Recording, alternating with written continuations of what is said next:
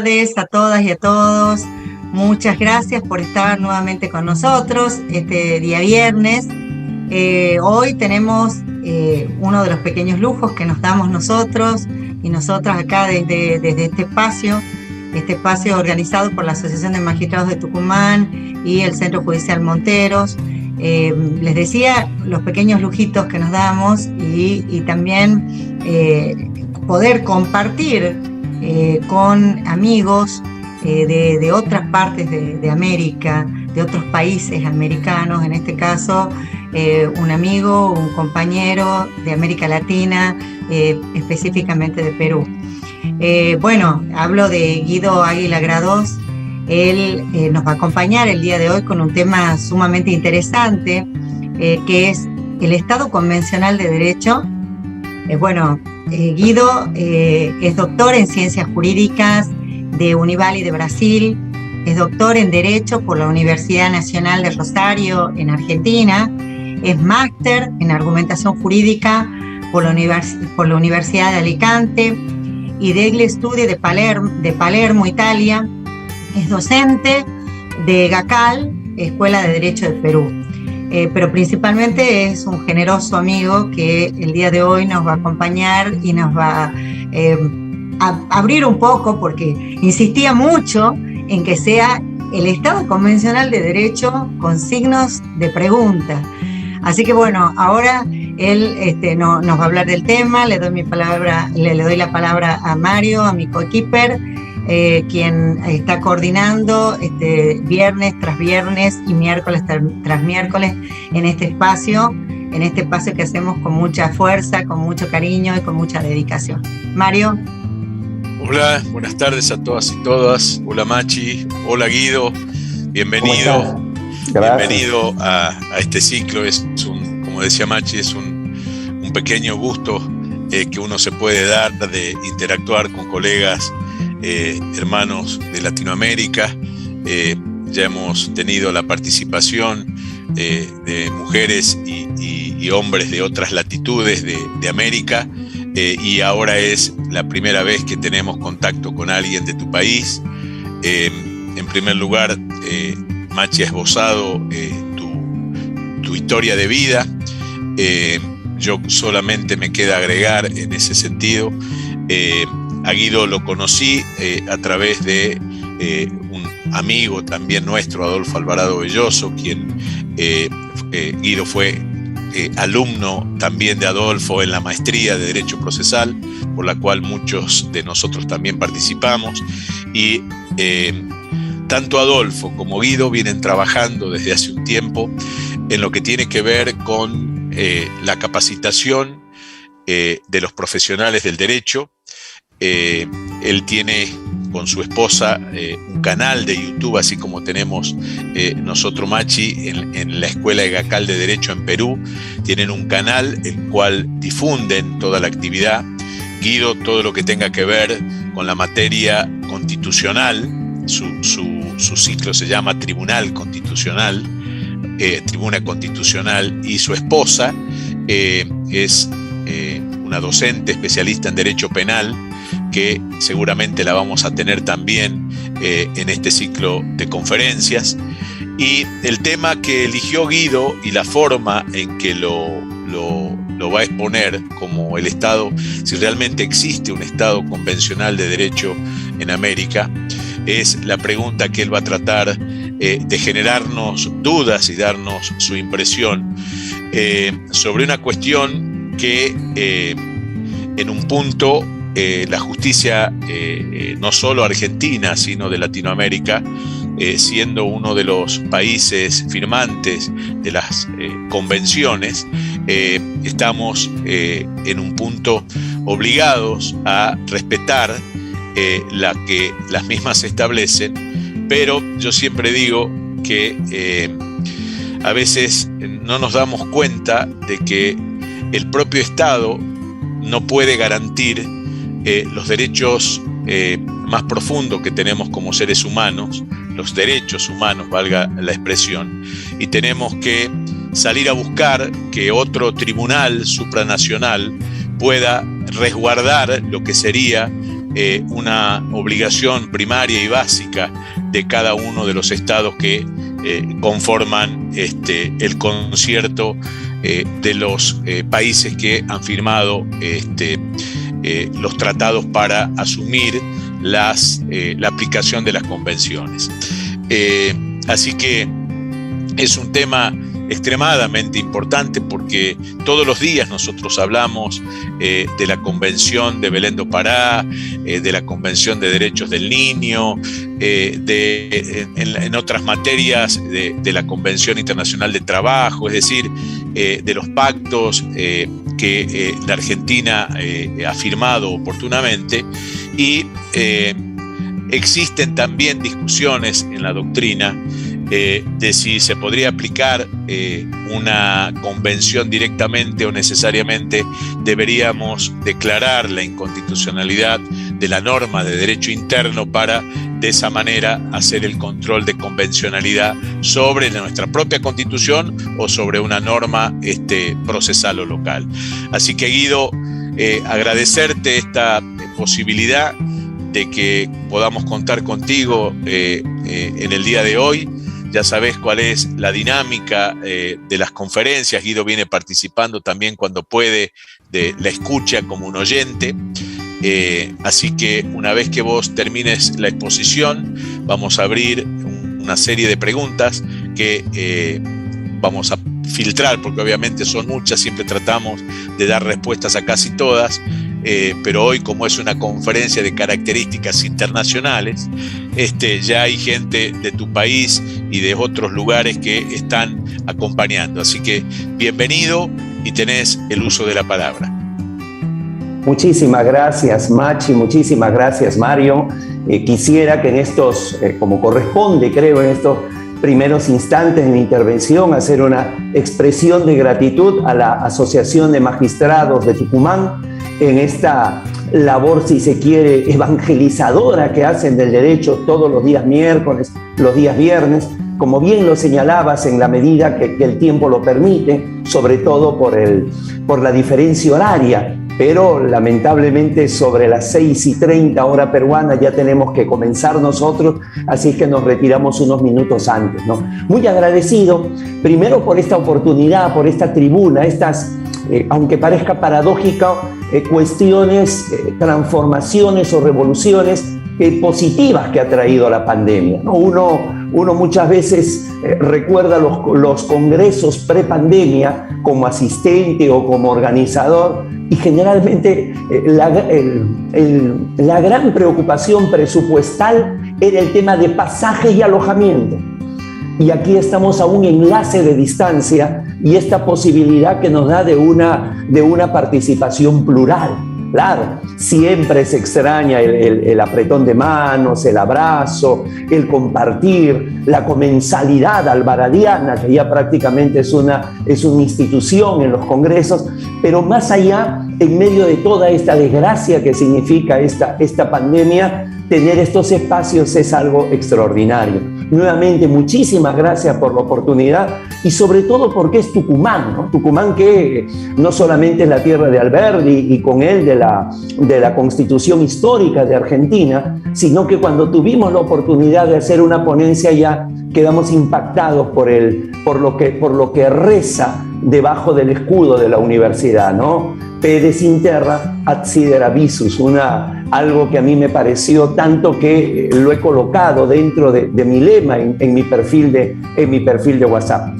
Y por último, que Tucumán a nosotros los peruanos nos suena muy familiar, no solamente por el folclore, sino porque desde que uno comienza a ingresar a estudiar en los primeros años en la historia del Perú, nos dicen que el Tahuantinsuyo se extendió por el norte hasta el nudo de Pasto en Colombia y por el sur hasta Tucumán, Argentina. Así que suena bastante familiar, viene a ser en definitiva una provincia andina, ¿verdad? Una provincia que encontramos muchas similitudes con Jujuy, con Salta también. Así es que muy feliz de esta oportunidad y un poco como lo que decía Machi, ¿no? El tema del título era porque siempre que hay una oportunidad de tener algo así a nivel internacional, siempre me hago el interrogante si es que nos detenemos solamente en la sede de cada uno de nosotros. O sea, si hablo, por ejemplo, de una situación muy propia del Perú,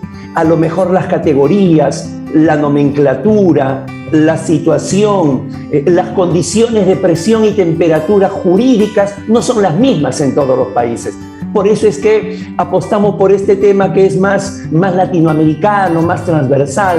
Como tú también lo decías, estamos, Mario, somos países que hemos ratificado la convención y además la competencia contenciosa de la Corte.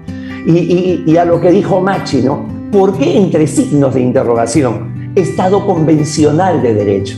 Ya hace algunos años, 2013, 2014, en congresos a los que tuvimos la posibilidad de asistir como ponentes en Centroamérica, veíamos algunas publicaciones que se titulaban así: el Estado convencional de derecho, o si se quiere el derecho procesal convencional, ¿no? Que eran hechos con un gran esfuerzo, con un gran estudio, con la mejor intención. Muchas veces pude conversar con algunos de los autores, pero siempre nos quedaba la interrogante. O sea, estamos hablando de algo que realmente existe. ¿Existe un Estado convencional de derecho? Es algo que vamos hacia allá. El derrotero nos marca justamente que más adelante tengamos un Estado convencional de derecho. ¿Cuál es la situación en la que se da?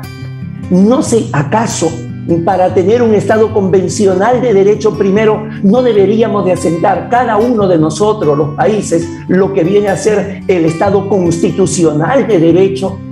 Si todavía en muchos de nuestros países todavía tenemos altibajos, todavía el terreno no es firme, todavía cada cierto tiempo pisamos como arena movediza, podemos hablar de un Estado constitucional de derecho. Y entonces nos adentramos un poco más allá de la jurisprudencia, más allá de la labor, adentrar un poco con un ojo más avisor, con un ojo que tenga un lente que le haga un zoom y que podamos conocer un poco más esto y entonces responder a la pregunta, como intentaremos hacerlo en la parte final, si es que existe o no existe un Estado convencional de derecho. Por ello, hemos preparado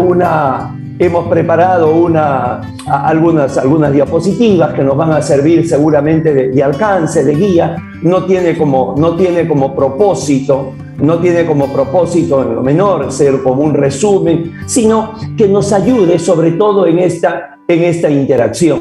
La vamos a ir compartiendo, dejar de compartir también para estar en un cara a cara y a ver, esperemos que esta charla no despierte el interés, se haga entretenida y que luego podemos ya dejar el monólogo para entrar al diálogo. Entonces, Estado convencional de derecho. Cuando uno se anima a hacer un diagnóstico sobre lo que es el sistema interamericano de derechos humanos, sobre lo que es el derecho internacional de los derechos humanos, aquí, en lo que concierne a nuestros países, en el sistema americano, no es que no rescatemos nada positivo, hay cuestiones positivas. Hace unas horas acaba de publicarse, hacerlo público, la opinión consultiva, sería la última, la número 28 de la Corte Interamericana de Derechos Humanos, donde señala que la reelección presidencial indefinida es absolutamente contraria a la Convención y a la Declaración Americana de Derechos Humanos, ¿no? Esa es la labor consultiva, no contenciosa, que tiene la Corte y que, claro, siempre establece una suerte de derrotero, de parámetro, porque en este caso la consulta es de Colombia. Entonces, como quiera que la Convención Americana de Derechos Humanos es de 1969, ya tiene más de medio siglo, y como toda convención, muy similar a una constitución, no por falencia, no por defecto, sino por naturaleza, es incompleta, es imprecisa, es declarativa, enunciativa. Entonces, cuando de alguna manera se tiene duda del contenido, allí es donde viene la opinión consultiva, que siempre es oportuna. Y cómo no, a través de la jurisprudencia, desde el primer caso, desde 1988 allá, con el caso Velázquez Rodríguez versus Honduras, hasta lo más reciente, donde va desarrollando una jurisprudencia que va, cada uno de los artículos, cada uno de los 82 artículos de la Convención Americana de Derechos Humanos ya está desarrollado en la jurisprudencia de la Corte. Es más, hasta podemos hablar el día de hoy de líneas jurisprudenciales, algo que se ha ido sosteniendo en el tiempo, algo que se ha dado en un caso, digamos, a finales de los 90 y que hoy, entrado ya a la tercera década del siglo XXI, se sigue manteniendo, se sigue perfeccionando. En ese sentido, hay que reconocer, hay que ver que esa es una labor positiva y rescatable con todas las limitaciones. Pero recordemos que la pregunta inicial es Estado convencional de derecho. Entonces, nos parece que en ese sentido nos encontramos con tres grandes desafíos. Lo primero que tenemos es la obsolescencia de un sistema. Un sistema que, claro, un sistema que fue dado hacia el año de 1969, que comenzó en el año de 1978, cuando el 11º Estado, fueron 33 inicialmente, entonces se dijo, cuando la tercera parte de los estados ratifique la convención, entonces comienza su marcha con la Corte ya. Por eso cuando fue el 11º Estado reconoce, al año siguiente comienza el desarrollo de la Corte. Nadie va a negar que más allá de las 4 décadas que nos separan y que los derechos humanos siguen teniendo esa vigencia, esa presencia, nadie va a negar que estamos en un mundo totalmente distinto, totalmente diferente. Quienes hicieron la Convención Americana de Derechos Humanos, quienes diagramaron este sistema que hoy tenemos, ni por asomo se pensó tener la realidad que el día de hoy tenemos. Nos parece entonces que mientras todo evoluciona, mientras todo hay alguna reforma, hay alguna modificación que hace que tome una bocanada de oxígeno para que realmente continúe respirando, me parece que eso es urgente que se determine, porque ya estamos en un sistema que definitivamente, por muy ajustadas a derecho, por mucho rescate que se haga de derechos fundamentales vulnerados en un Estado, a veces el tema de la atemporalidad de las sentencias, el tema de que se da una sentencia después de tanto tiempo que realmente no se siente esa efectividad, pareciera que hay que hacer ahí algunos ajustes. De eso hablaremos durante esta charla. La segunda, hablar de la mitología procesal. Hablar de la mitología procesal. Hay una mitología procesal desde el punto inicial, por ejemplo, del juez natural. El juez natural, uno puede entender que en los primeros años de la Corte Interamericana de Derechos Humanos se pidiera a los estados que designaran un magistrado para la Corte Interamericana de Derechos Humanos, porque en aquel entonces más de la mitad de América Latina estaba gobernada por dictaduras. Cuando alguien señala por qué la Corte comenzó a funcionar en el 79 y no estaba el Perú atravesaba una dictadura. La dictadura primero de Velasco, cuando se firma la convención, y luego de Morales Bermúdez. Como Chile, en su momento la de Pinochet, o Bolivia la de García Mesa, o Argentina la de Galtieri, Machera, Videla. Es decir, en toda América Latina había una serie de gobiernos dictatoriales. Entonces, evidentemente se pedía a los gobiernos que tenían un sistema democrático, un gobierno de jure, que pudieran designar un magistrado. Pero al día de hoy se sigue manteniendo ese mecanismo. Un mecanismo que, claro, termina como consecuencia de esta mitología procesal, no solamente el tema de un juez natural, sino que, o mejor dicho, la vulneración del derecho al juez natural, sino como consecuencia de ello va a venir una marcada ideologización, que es, por ejemplo, lo que se nota de una manera casi nítida en la actual Corte Interamericana de Derechos Humanos, ¿no? ¿Y por qué? Porque evidentemente cada uno de los magistrados, y acá ya se ingresa a otro tema que es el perfil del juez de la Corte Interamericana de Derechos Humanos, al ser designado por el gobierno de turno, estamos hablando no solamente de una designación política, que no estaría mal, sino estamos hablando de una elección ideologizada, que definitivamente se va a notar, y que por más que se intente una circunstancia de imparcialidad, por más que se intente una situación de neutralidad, en uno u otro momento aparece. Entonces, aquí, y luego vamos a volver en la parte final al porqué de estas imágenes, ¿no? En la primera, donde el radio, la cámara, el cassette, la agenda, el teléfono, la carta, le reclaman a un smartphone, le reclaman a un teléfono celular, le reclaman un iPhone, ¿no? Y le dice: tú nos has quitado el trabajo, como una representación justamente de los cambios que se han dado, ¿no? En la mitología procesal lo representamos con la gran pintura de Sandro Botticelli, la mejor de todas, ¿verdad? El nacimiento de Venus.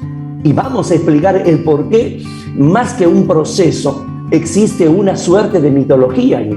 Y por último, la marcada ideologización, ¿no? La figura de Baggio di Cesena, este hombre que fue muy crítico con respecto a los cuerpos desnudos que pintara Miguel Ángel en la Capilla Sixtina. Finalmente Miguel Ángel lo eternizó, ¿no? Lo eternizó, y claro, no solamente lo pintó en el infierno, sino que, si se observa bien, está envuelto 2 veces por una serpiente, que es lo que nos lleva al segundo círculo de Dante. En el segundo círculo de Dante estaban los lujuriosos, que era justamente lo que Baggio di Cesena, ¿no? Conspiraba contra Miguel Ángel, diciéndole a los cardenales y al mismo Papa que esos cuerpos desnudos que lo había pintado allí era justamente porque Miguel Ángel era el lujurioso. Entonces, el día de hoy, cuando se visita, todavía no de una manera como antes, pero el juicio final, ¿no? Esta es una idea que ya quedó. Es decir, antes de ver tantas cosas maravillosas pintadas, es lo que nos jala esa la idea de poder identificar a Baggio di Cesena. Pero como volveremos ya luego sobre estas imágenes en las conclusiones. Vamos a comenzar entonces a desglosar cada uno de estos diagnósticos que hemos encontrado. El primero de ellos, la obsolescencia del sistema interamericano de derechos humanos, ¿no? La comisión ya existía antes de un sistema.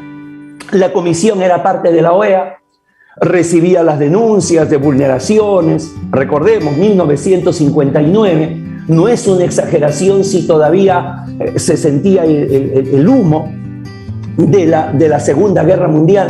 En todo caso, ya estaba en marcha la Guerra Fría. Luego se firma la Convención, 22 de noviembre de 1969, y se incorpora a la Comisión.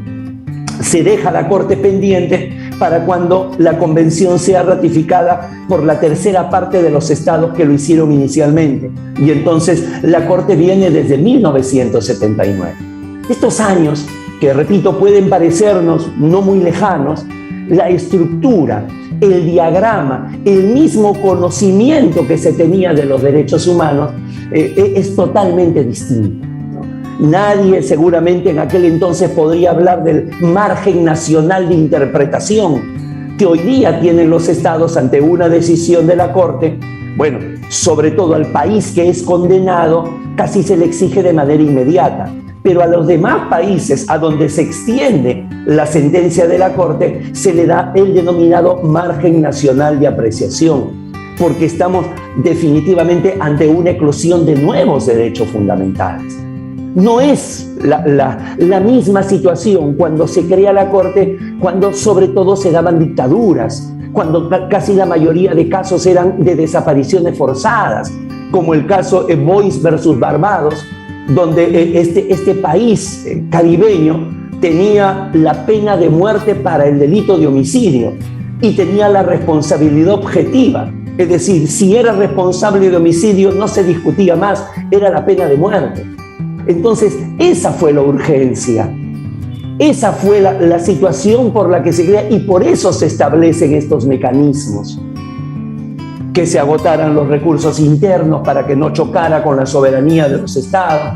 Siempre se tuvo claro que era un rol subsidiario, no era una nueva instancia, que pasara primero por el tamiz de la Corte para que sirva de filtro y luego ya llegara a la sentencia. Hace Hace unas semanas, para ser más exacto, hace unos meses, se cumplió 40 años del caso Viviana Gallardo, el primer caso que llega a la Corte. Sin embargo, cuando uno va a la página web de la Corte o va a los libros de historia de la Corte Interamericana, no encuentra el caso Viviana Gallardo, encuentra el caso Rodríguez Velázquez versus Honduras y no el caso Viviana Gallardo versus Costa Rica. Y es que Costa Rica eran los primeros años, ¿no? Si se cumplieron 40 años, eran los primeros en los cuales, era el año de 1981, determinó Costa Rica que, dada la desaparición, la muerte de Viviana Gallardo, el mismo Estado de Costa Rica directamente denunció a la Corte. Es decir, una suerte de Costa Rica versus Costa Rica. Y claro, no aparece como el primer caso porque lo declaran improcedente y más bien lo derivan a la comisión para que la comisión vea si corresponde o no corresponde. Entonces, evidentemente, eran extravíos propios de los inicios, de los balbuceos. Todavía estaba gateando este sistema interamericano y para ello se crea este diagrama que ha permanecido inalterado y que en todo caso la propia convención, repito, con más de medio siglo de vigencia, si se ha querido dar a la convención algún ayornamiento, algún aire de actualidad, se le ha dado vía jurisprudencial. Que atención, esto no aparece en el texto de la convención y a partir de acá vienen los permanentes roces, los permanentes choques y si no llegan a chocar, amagos entre los estados y la Corte. Actualmente son 36 los estados miembros de la OEA y solamente 25 estados han ratificado la convención. Evidentemente no está Estados Unidos, no está Canadá, no está Cuba. De esos 25 que ratificaron, 2 se han retirado: Trinidad y Tobago hacia 1998, Venezuela hacia el año 2012. A finales de los 90 también hubo un intento de Perú, pero finalmente se quedó. Y entonces han quedado 23 estados que han ratificado la Convención Americana. 23 de 36. Y actualmente una cosa es ratificar la Convención Americana y otra cosa es adherirse, ratificar la competencia contenciosa de la Corte. Ahí ya tenemos 20, solamente 20. Y entonces si uno ve 20 de 36, como que de alguna manera ya no parece tan sólido el sistema, no están todos. Faltan definitivamente no solamente algunos países de Norteamérica, sino sobre todo del Caribe. Y por otro lado, hay de estos 20, mínimamente unos 5 que de una u otra forma miran con cierto recelo la labor de la Corte, porque consideran que ese activismo que está teniendo, casi como si fuera una Corte Constitucional, una Corte Suprema o un Tribunal Constitucional, a eso no se comprometieron los países. En la Convención Americana no aparece aquello.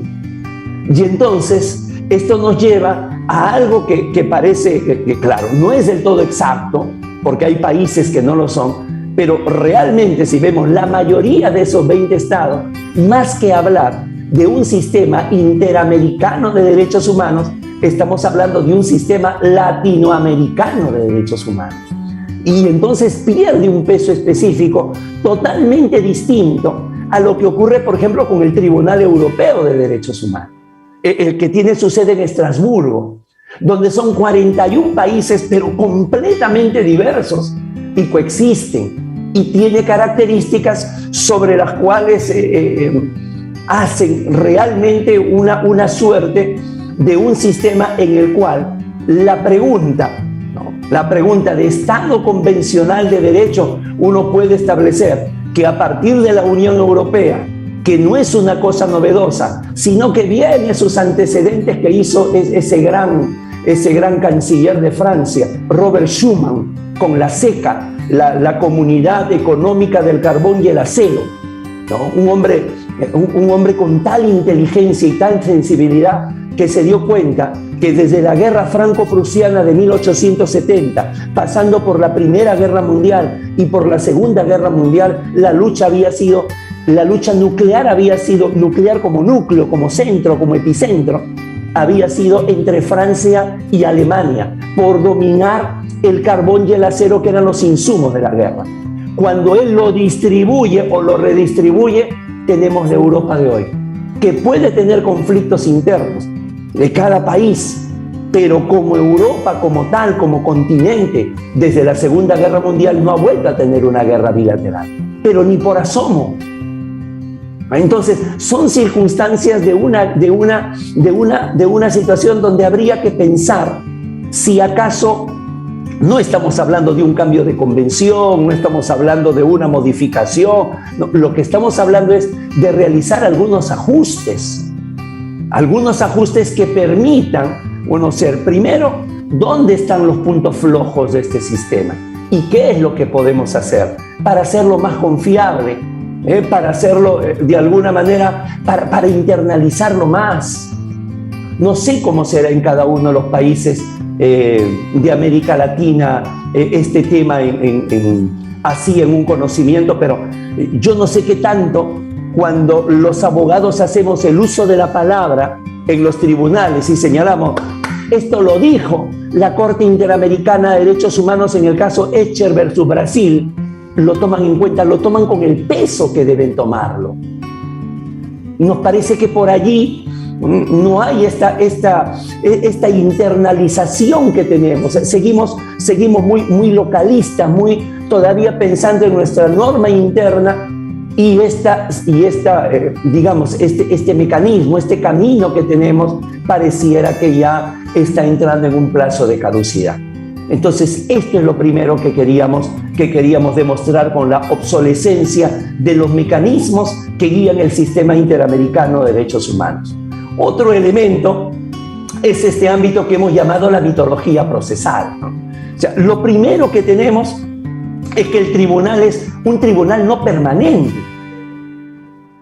Antes de la pandemia, el tribunal, la Corte Interamericana, se reunía 5 veces al año durante una semana consecutiva en algún país que por ahí lo pudiera levantar la mano y dice, ya, yo soy el local, yo asumo los gastos de traslado, hotelería, viáticos.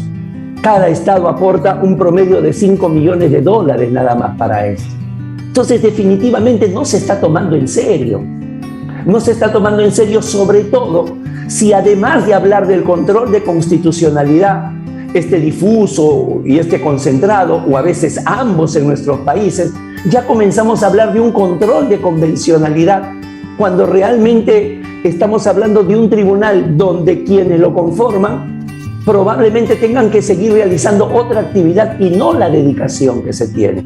Como si el Tribunal de Estrasburgo, las comparaciones son odiosas pero nos sirven de un parámetro, si es un tribunal permanente, formado por 19 magistrados. Y entonces acá, esto, con estas limitaciones, entonces se va formando cuellos de botella. De los miles de casos que han llegado, las denuncias que han llegado a la comisión, menos del 1% terminan llegando a la Corte. Y entonces alguien podría pensar, pero entonces son una serie de denuncias, como las llamamos en el Perú, chatarras, son denuncias no serias, son actos, si se quiere, temerarios que hacen los abogados al negarse que han perdido un caso. No es así, como luego ya vamos a ver en el tema de la ideologización. Es decir, no hay una uniformidad en el ámbito relacionado de qué cosa rechazo y qué cosa es lo que abrazo, ni tampoco hay un orden entre que esta denuncia llegó ya hace 10 años y esta denuncia es reciente. Entonces, claro, no hay una suerte de oportunidad que más cercana, oportunidad, conveniencia, que más cercana está al ámbito político que al ámbito jurídico. Y entonces apenas se levanten algunas sospechas de un actuar no digamos estrictamente objetivo, entonces va perdiendo peso. Y como ya habíamos adelantado, uno de ellos es la forma de elección que tienen los jueces, el perfil del juez. No se tiene, no se ha señalado, se deja al gobierno y claro, Si el gobierno tiene un determinado color, elige a alguien de ese color, lo cual no pasa por ningún filtro. No pasa por ningún filtro si es una persona especialista, si ha sido un magistrado, si ejerce la defensa en los tribunales, si es un académico, si está desprovisto de ideologías o si teniendo ideologías tiene la capacidad de dejarla colgada en el perchero antes de ingresar a la sala. No hay absolutamente ningún filtro. Y entonces esto de acá evidentemente se va notando, sobre todo hoy, donde las audiencias son públicas, donde uno las puede seguir en directo. Y es allí donde se va estableciendo, ¿no?, con mayor evidencia las grietas. Y no solamente es el tema de que no hay juez natural. Parece que no se hubiera aprendido nada de los juicios de Nuremberg. Un juicio materialmente impecable, pero procesalmente deplorable. El hecho de que sean los jueces representantes de los países vencedores, el presidente un inglés, el vicepresidente un norteamericano, flanqueado por un francés y un ruso, que van a juzgar a los principales jerarcas nazis, pero eso está viciado absolutamente. No se había aprendido absolutamente nada del ignominioso Tratado de Versalles, un tratado que se firma como se firmaban aquellos tratados, ¿no?, en la Edad Media, con la bota del vencedor sobre el cuello del vencido. No es un tratado, es una imposición, sino que ahora fue disimulado con el Plan Marshall, ¿no? Un buen pañuelo verde para secarse las lágrimas y seguir adelante. Pero en definitiva no tenemos esa característica. Muy bien, perfil de juez, deben tener estos requisitos. ¿Por qué no es rotativo? ¿Por qué solamente algunos países y otros no? ¿Quién es el que determina esta situación? ¿Por qué a veces hay más acceso a determinadas ONGs, tanto a la Comisión y a la Corte, que los mismos estados, que los mismos ciudadanos? Y finalmente, claro, deriva en un plazo irrazonable. Al no ser permanente, deriva en un plazo irrazonable. Hoy, en promedio, si presentamos, esto no es una información de cálculo, no, esto está debidamente documentado, ustedes pueden verlo. Se presenta una denuncia a la comisión solamente para calificar si procede o no procede, son 5 años. Luego procede para que la comisión eleve a la Corte como demanda otros 5 años y la Corte 2 años. Estamos hablando de 12 años desde que se entabla la denuncia. Pero repito, no hay un procedimiento claro, no hay una predictibilidad. Por eso hablamos de mitología procesal. No hay una predictibilidad. Muy bien, yo lo presento y yo estoy seguro que, como estoy demostrando que se ha vulnerado el principio de legalidad en el ámbito penal, como estoy demostrando que se ha vulnerado, que no se ha respetado el ne bis in idem, como estoy demostrando que se ha vulnerado el derecho al plazo razonable, me van a muchas veces rechazan, y rechazan con argumentos inverosímiles. Si alguien por ahí lo desea, le puedo enviar la denuncia a la comisión, y la comisión, como se trataba de una ex docente de la tercera edad, se demoró 2 años, lo resolvió con urgencia. Su proceso, era la denuncia, había 11 años de proceso para que la comisión responda que el derecho fundamental invocado por la ex docente, que era el derecho al plazo razonable, no aparece en ninguno de los 82 artículos de la Convención Americana. Es decir, para algunos casos resuelven solamente con los derechos explícitos y para otros casos se resuelven con los derechos implícitos. No tienes. Y entonces, a partir de allí, van por otro lado, que no es lo único, sino hay un hiperactivismo no autorizado. Un hiperactivismo no autorizado que además se complementa con un control de convencionalidad que establece la res judicata, la res interpretata, pero resuelven a distancia, resuelven con los papeles, resuelven con lo que le dicta su intuición y el corazón. No hay visitas in loco, Cuando hay situaciones y sabemos, cada uno de nosotros sabe la situación que están viviendo nuestros países en Latinoamérica, para que realmente puedan tener un conocimiento de aquello. Y entonces no se da. Cuando hablamos, si vamos a dejar un momentito nada más de compartir la pantalla para estar cara a cara, cuando hablamos nosotros de un hiperactivismo no autorizado, es porque la Corte ha pasado de señalar esto es lo que dice la Convención y esto es lo que hay que resolver en tu caso, poco a poco primero fue tomando fallos del Tribunal Europeo de Derechos Humanos para resolver, ¿no?, lo que se llama el cross-convencionalismo o el convencionalismo cruzado, para ya más adelante comenzar a ir más allá. Es decir, simplemente se pide, mire, si me han vulnerado mi derecho fundamental, yo pido que me den una indemnización, que me den una reparación. Uno puede aceptar hasta que el Estado públicamente pueda reconocer la vulneración que se ha hecho. Pero cuando ya van más allá, al ámbito inclusive de dictar políticas públicas, es decir, dejan de ser un órgano jurisdiccional para ser las veces de un ejecutivo, definitivamente no podemos encontrar nosotros una respuesta coherente a ello. Y ya han tenido algunos desencuentros. Justamente, Mario Macchi, el caso Fontevecchia y D'Amico versus Argentina, debe ser un caso emblemático. Ordenarle a la Suprema Corte, Corte Suprema Argentina, que anule la sentencia. Entonces, la reacción es lógica, ¿no? A ver, un momento. En una jurisprudencia uniforme, la Corte ha dicho que su papel es subsidiario nada más, que de ninguna manera, pero de ninguna manera es una cuarta instancia. ¿Cómo me va a ordenar que anule? Y ojo, o sea, depende, por eso es importante la respuesta que pueda dar cada país, porque hay otros que simplemente lo asumen, muy bien, lo aceptan, y hay otros que dicen a esta acción le corresponde una reacción, o sea, una ley absolutamente natural de la física, que es la que se viene dando porque se dice, oye, y el control de convencionalidad no aparece.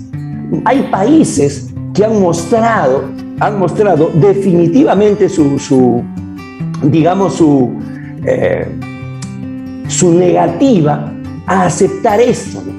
Este control, este escáner que le pasan a la Constitución y a las normas, donde no solamente pueden ordenar que se modifique la Constitución, que se modifique el ordenamiento legal, sino que de alguna manera viene a ser el supracontrol, que puede ser, pero que eso no está reconocido en la Convención, ni mucho menos puede haber una confianza respecto de la manera como se eligen los jueces, ni mucho menos en la forma como demoran, digamos, el tema relacionado a la resolución. Es más, la Corte ha tomado como mecanismo, por ejemplo, la supervisión de las sentencias.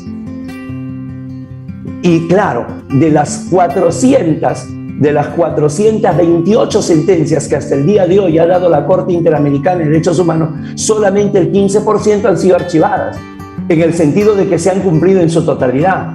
O sea, hay otro 85% que todavía está por allí, que sigue siendo un brindis al sol y no se concreta. Entonces, hay circunstancias que si no parten los mensajes claros, objetivos, coherentes de la Corte, evidentemente lo que van a originar es una serie de cuestionamientos, rechazos e inquietudes en cada uno de los países. Por ejemplo, lo que señalaba la diapositiva, es decir, el establecimiento de la res judicata y la res interpretata. Esto que desarrolla desde Hellman versus Uruguay la Corte, donde dice, claro, aquel sancionado es un país, para él hace de cosa juzgada y es obligatoria la parte de la ratio decidendi, la parte considerativa y la parte resolutiva, la condena. Pero esto no es solamente contra Uruguay, sino que formamos parte de un sistema, por lo tanto alcanza a los demás países, no la res judicata, no la cosa juzgada porque no ha sido parte, pero sí la res interpretata. Es decir, los fundamentos que se han establecido acá sí les alcanzan a todos. Y entonces hay alguien que dice, un momento, ¿por qué me va a alcanzar si yo no participé en el proceso? si yo no ejercí mi derecho de defensa, si yo no expliqué cuál es la situación que se vive en mi país? Claro, a ver, si bien es cierto, todos tenemos un mismo ADN y sobre todo en Sudamérica nos parecemos, digamos, el tema del aborto de Argentina, este tema del Congreso argentino de hace muy poco, dista, por ejemplo, de que se pueda dar en un país como Paraguay. Ya estamos hablando de una distancia entre Buenos Aires y Asunción de 55 minutos en vuelo. O el tema del matrimonio igualitario de Argentina dista mucho todavía, está a una gran distancia que se dé en Paraguay. Estamos hablando de países fronterizos. Entonces, esto de acá, que claro, la Corte ha tratado de solucionarlo con el margen nacional de interpretación, pasa también por una circunstancia de que el por qué me va a alcanzar. Es decir, sigue habiendo por allí una suerte de inseguridad, sigue por ahí como que no está firme el soporte para seguir construyendo la convencionalidad, ¿no? Y por último, volvemos a compartir la pantalla. A ver, es esto, ¿no? Lo que habíamos señalado, las no visitas in loco, la ausencia de visitas in loco. Y entonces aquí viene muchas veces algunas circunstancias en las cuales lamentablemente será lo que viene a ser la siguiente característica que hemos mencionado, ¿no? El tema de la ideologización. Que este es un tema, repito, que alguien me dirá, pero Guido, ¿me estás pensando que van a ser elegidos personas sin ideología, personas...? No. Lo que estamos diciendo es que eso se mueve dentro de un rango razonable y en todo caso se trata de sustraerse al momento de resolver, porque esa es la grandeza de un juez, máxime si se trata de un juez supranacional. Pero por la forma como son elegidos, se va trasladando la ideología de cada uno de nuestros países a la Corte Interamericana de Derechos Humanos. Y esto pasa lo mismo, sin que sean la necesidad de que todos sean abogados, a la comisión. Y entonces la comisión establece para algunos casos, en aquellos donde tienen, digamos, la misma sintonía, inmediatamente medidas de protección. Cuando hay en esos mismos países otros derechos que son de conocimiento de la Corte, que los ha mencionado en sus informes, pero que no los protege. Hace una semana la Comisión Interamericana dictó medidas de protección al presidente del órgano electoral peruano y a fiscales del Ministerio Público. Está fantástico. La pregunta es, ¿desde cuándo las medidas de protección son para el Estado? ¿Qué acaso los ciudadanos, no hay ciudadanos en ninguno de los 33 millones de peruanos que requiere una protección?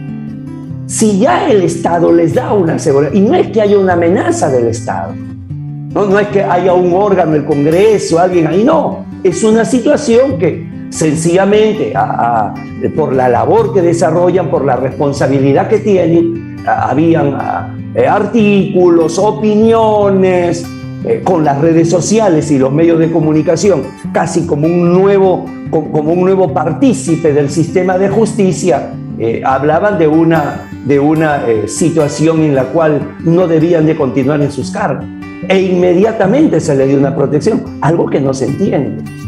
Algo que, por ejemplo, no reaccionó la comisión cuando en el año 2017, aquí mismo en el Perú, el Código Procesal Penal, esta reforma procesal penal que es casi sincrónica en toda América Latina, con características muy propias, y que aquí en esta misma tribuna, en este mismo canal de YouTube de la Asociación de Magistrados de Tucumán, dio una visión magistral a Alberto Binder, es decir, el tema de no solamente que el juez penal se llame juez de garantía, porque suena mejor y porque aparezca en su cenefa, el hecho de que no solamente el título preliminar consagre, además de la Constitución, la presunción de inocencia, y que se establezcan mecanismos en el proceso penal como el control de plazos, el control de la acusación, la tutela de derechos fundamentales, sino que así, de buenas a primera,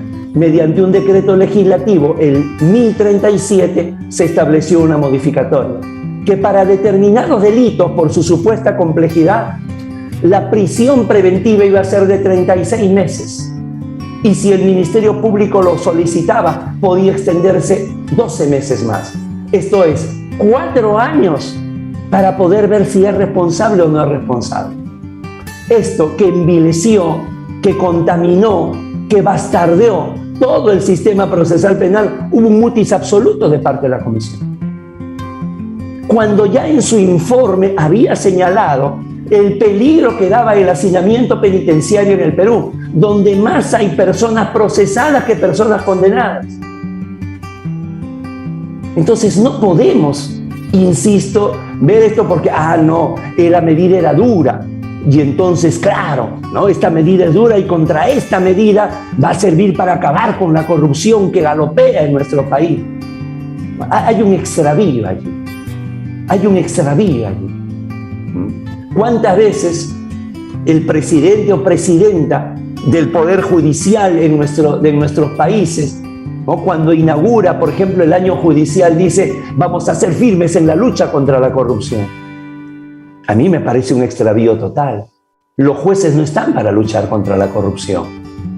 Para luchar contra la corrupción está el Poder Ejecutivo. Es una política pública. Dentro del proceso el Ministerio Público, no el juez.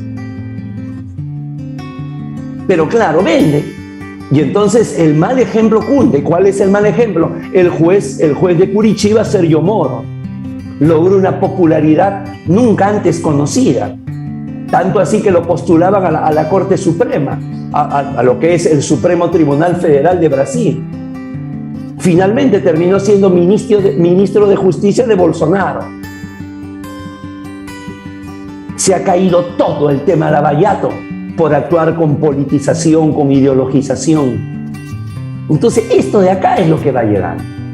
Y eso es lo absolutamente peligroso. Está en internet, es más, lo tiene la misma Corte. Yo les invito a todos ustedes a escuchar el discurso de Asunción como presidenta de la Corte Interamericana de Derechos Humanos de la doctora Elizabeth Odio Benito, la actual presidenta. Ella es conocida en Costa Rica por la lucha por los derechos de la mujer, más que eso, una feminista. Sin embargo, aquello que no está mal, pero que cuando asume la responsabilidad de juzgadora debe dejarlo para que el juzgar sea con objetividad.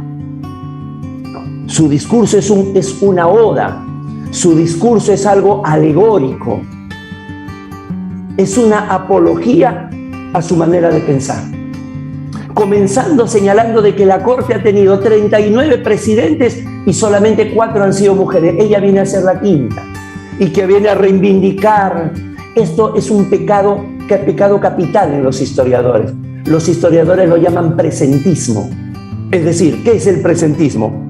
Juzgar con cánones interpretativos de ahora, de agosto del 2021, hechos del pasado. ¿Qué es lo que se hace?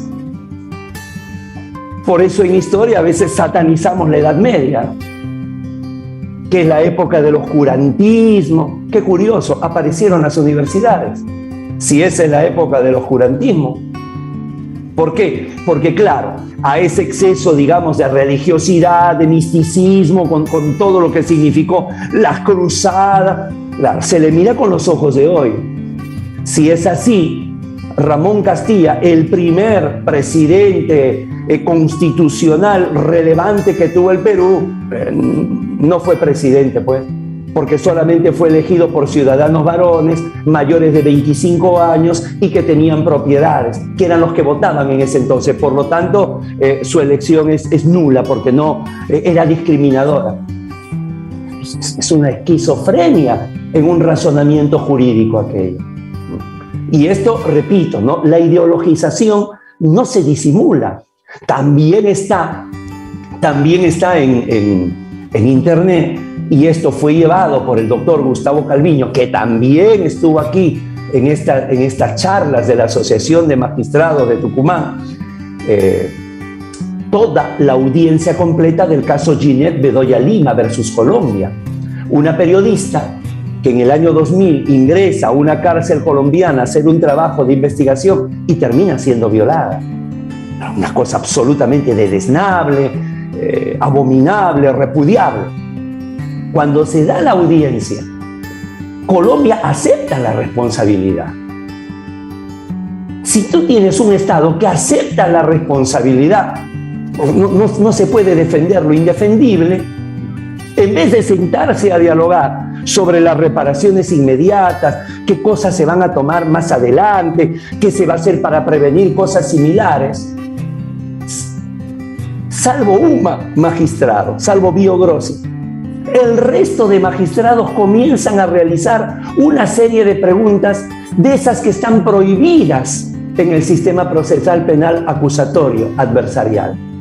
Orilladas, que van ya escondida ya la respuesta, tratando de que en las respuestas de la víctima pueda señalar que este es algo sistemático en Colombia. Yo les pido que revisen los votos disidentes que tiene Bio Grossi. El magistrado señala, oiga, nos estamos apartando absolutamente de lo que tenemos que hacer. Nuestra labor es otra. Entonces, eso de allí son estas falencias que las señalábamos, como no las señalábamos en un comienzo. Y por eso les decía que queríamos volver a ella, ¿no? Es el tema de la obsolescencia. ¿Acaso no habrá llegado el momento, por ejemplo, de que los casos lleguen directo a la Corte? De que pueda haber con criterios interpretativos ya delimitados cuál queda, cuál se va. No habría que ya delimitar cómo se realiza el nombramiento de los jueces para que nos garanticen, miren, ¿quién fue de Perú? Listo. ¿Quién fue? Domingo García Belaúnde. Listo, señor. Un prócer del derecho constitucional peruano reconocido en todo el continente. Listo. Pero ni por asomo aparece su nombre. Porque no pertenece, no coincide, no sintoniza con la música ideológica jurídica de quienes deciden esto, ¿no? Esa mitología procesal no es un derecho procesal convencional. ¿Cuál derecho procesal? No, es que Guido, lo que acá podemos establecer es los plazos y cómo... perfecto, el trámite, maravilloso aporte porque eso no se conoce. Pero eso no es derecho procesal, ese es el procedimiento ante la Corte. El derecho procesal son las garantías de juez natural, de plazo razonable, de principio de congruencia. Esto me pidieron en la demanda, esto es lo que yo resuelvo. ¿Puedo ir un poquito más allá? Seguro, pero dentro de lo razonable. No hacer políticas públicas con la sentencia.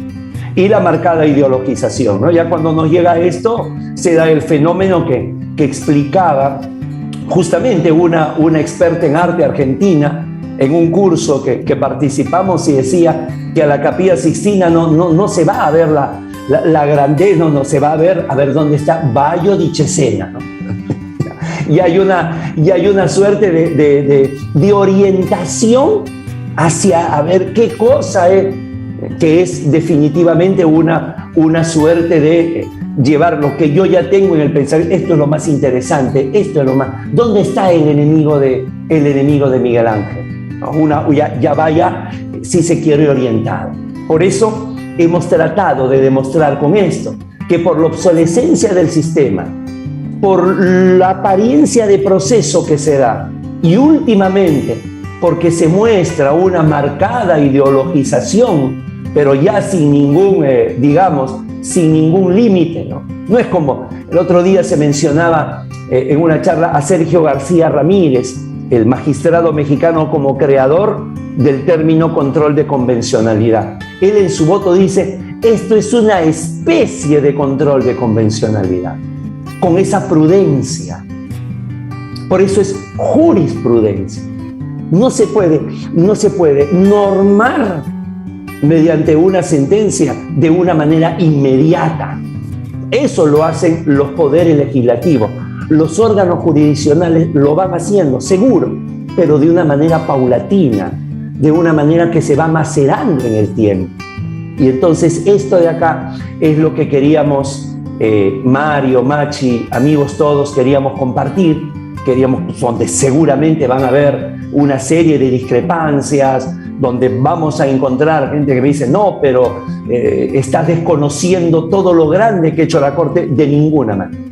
De ninguna manera. Ha desarrollado una jurisprudencia en la cual hay una doctrina jurisprudencial que es importantísima, donde ha puesto coto a veces a circunstancias o a situaciones donde verdaderamente han habido excesos en los estados. Eso es absolutamente rescatable. Lo que nosotros volvemos con todo esto es a responder la pregunta: ¿estamos en un estado constitucional de derecho? ¿Vamos a un estado constitucional de derecho? No, nos parece que no, por las razones que hemos señalado. No, quedo atento más bien a las preguntas e invitarlos, como ya lo había dicho Mario, este tipo de temas, con este mismo estilo, con este mismo pensamiento, los tenemos en nuestro canal, ¿no? Ahí está en YouTube, Tribuna Constitucional, se suscriben y si le dan a la campanita les va a ir llegando la información, los nuevos programas que con la bendición de Dios por ahora son diarios, salvo los domingos, son diarios, ¿no? Tenemos esa posibilidad, y donde la idea es justamente, ahí no hay ningún tema económico, sino es que podamos debatir, podamos discutir, podamos definitivamente hablar de derecho. Así que quedo a disposición de todos ustedes y nuevamente mi expresión de gratitud a la Asociación de Magistrados de Tucumán en la figura de Mario Velázquez y también de Marcela Ruiz. Gracias. Muy interesante, la verdad. Excelente, Guido. Muy linda la charla. Además, has hecho un recorrido, desde mi punto de vista, la verdad que muy interesante. Bueno, tenemos a Mario Velázquez.